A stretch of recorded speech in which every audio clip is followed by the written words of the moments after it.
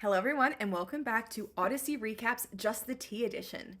Just a reminder that if you'd like a little bit of a more in depth look at the chapters, head on over to my below the surface recaps. But for now, let's get started.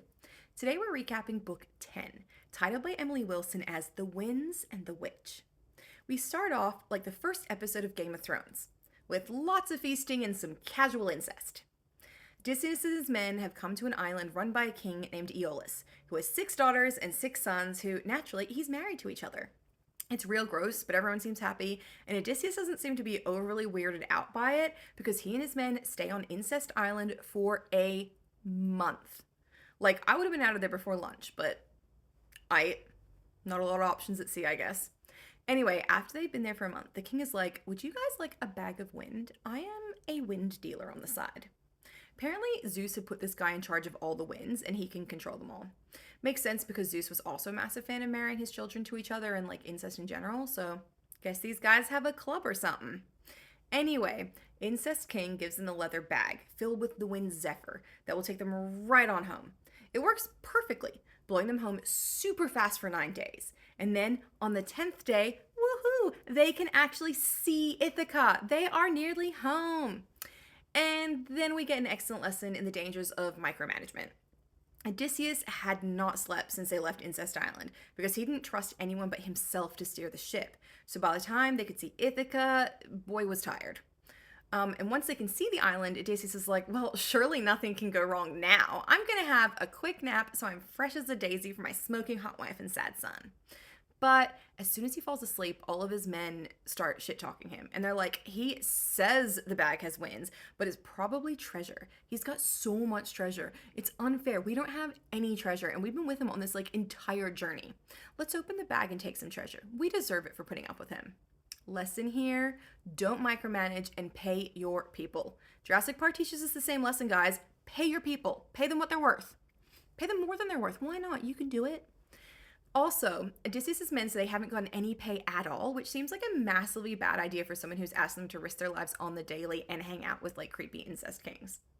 Anyway, his men open the bag and whoops, not full of gold, full of wind.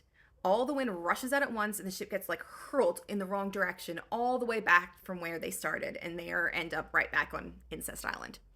Odysseus briefly considers just like throwing himself into the sea and rage quitting life as a whole, but he's like, fine, I'll stick it out and keep trying. So he heads up back to the palace and is all like, so there was like a small mistake and we need a second bag of wind. Pinky promise we will not mess it up again. But this time Incest King is big mad and says that he is not going to help someone so clearly cursed by the gods and tells him to GTFO and calls him a nasty creature, which seems unnecessary and is wild coming from an Incest King, but like, all right. Odysseus and his men leave and keep sailing until they get to another island.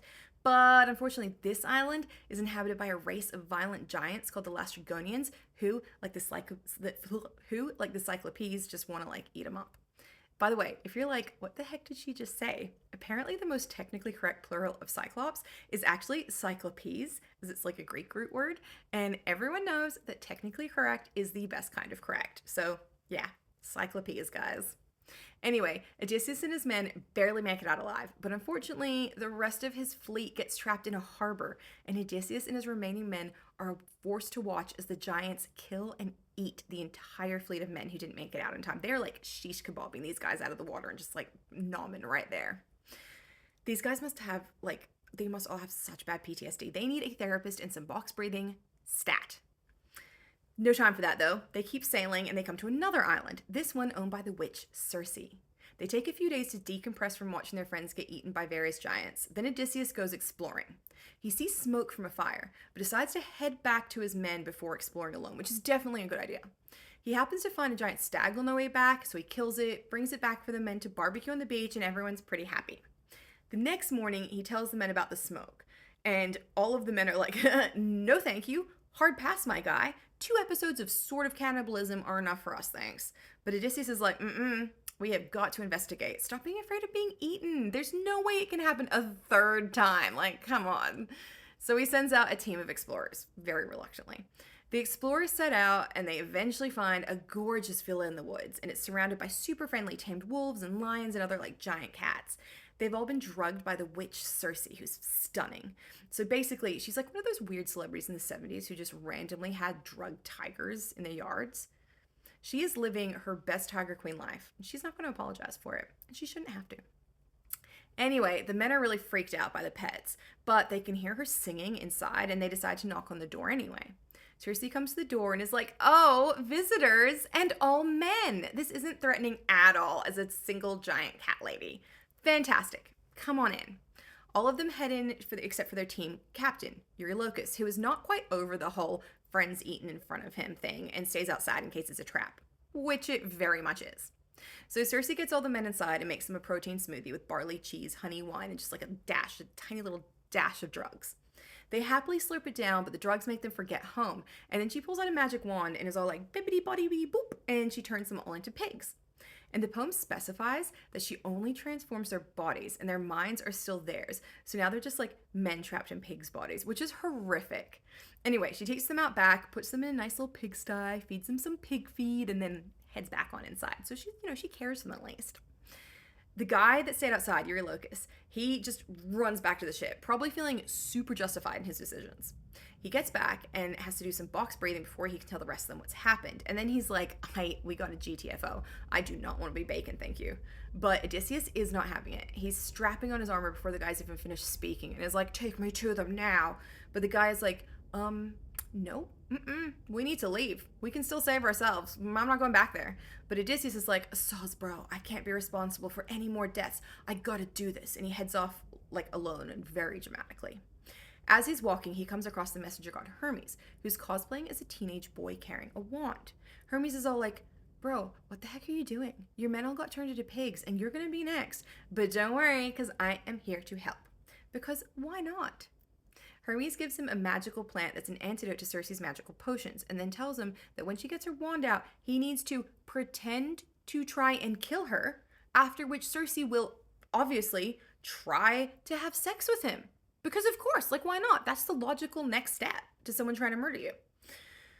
And Hermes says that if Odysseus wants to go home, he needs to sleep with her. Like, it's his mission. He has to sleep with her. But he has to make her pinky promise first not to kill him, like, during the sex while he's all, like, naked. Odysseus agrees to this plan because, of course, he does.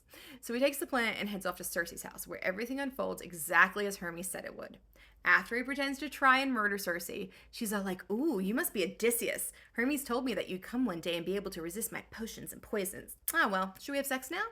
Which kind of makes me think that maybe, like, Hermes, like, orchestrated this whole thing for some kind of like weird god fetish content. I don't know, but gross. Also, Circe, girl, do not sleep with men who act like they want to kill you. You are a badass witch. You do not need this. Like, you can go find other people. Anyway, Odysseus makes her swear not to kill him during sex, pinky promise, and they head off upstairs to just bang it out. Meanwhile, just a little reminder, Penelope is stuck back home in Ithaca facing a horde of murderous suitors every single day and managing to keep it in her pants. So I guess this whole fidelity thing only goes one way, which is gross and wrong. And another reason I'm not time traveling into any place other than here. After they have sex, Circe's slaves bathe Odysseus and oil him up and set him down with Circe for a cozy little feast for two. But Odysseus can't eat, and he's just sitting there all sad and quiet. And Circe's like, what's wrong, babe? You've hardly touched your ox shoulder. And he's like, ugh, I can't eat while I know my men are pigs. I mean, this kind of looks like bacon, and I don't want to eat a pal by accident. And Circe's like, fine, I'll go get your men. She heads out to the pigsty and turns them all back into humans. But being a pig, like, basically yassified them, and they come back all, like, younger and more handsome and taller with, like, natural contouring and, like, BBLs. It's actually a good idea. I mean, sign me up for Circe's Wellness Center / farm. I'll be transformed into an animal for a little bit if it like yassifies me up. Circe tells Odysseus to go and get the rest of his men. They may as well all get this party going. So Odysseus skips down to the shore and finds the rest of his men, who are super relieved to see him because they thought he was for sure dead. He's like, guys, not only am I not dead, no one is dead. Everyone's totally human and sexier than ever before. And there's a party. Come on. Shockingly, only one of the men says something, and he's the one that led the party and saw them all get turned into pigs. And he's like, no, that is crazy. Also, this is definitely a trap. Also, why are we listening to this guy who keeps getting us nearly killed? Do we not remember the Cyclops and how he doxed us all for no reason? Anyone? How does Odysseus respond to this, you ask? By trying to kill him. He pulls a sword and is like, logic, not on my watch, and goes straight up to like murder the guy. Insane behavior. The other men stop him from murdering their friend and are like, hey there, big guy. Sun's getting real low. Let's go to the party. We'll all come with you. No need to disembowel any more of our friends. And they all head off to the feast, including the one normal guy who tried to warn them because, of course. I know these aren't real people, but I want him to know that he was right. Hashtag I stand with Eurylochus. He was on it. Anyway, when they get back to Circe's house, she's all like, guys, you're all so sad and tired. You need to just chill and recover for a bit before you can go home. Time for some radical self-care. / welcome to my day spa. So they stay for a whole year.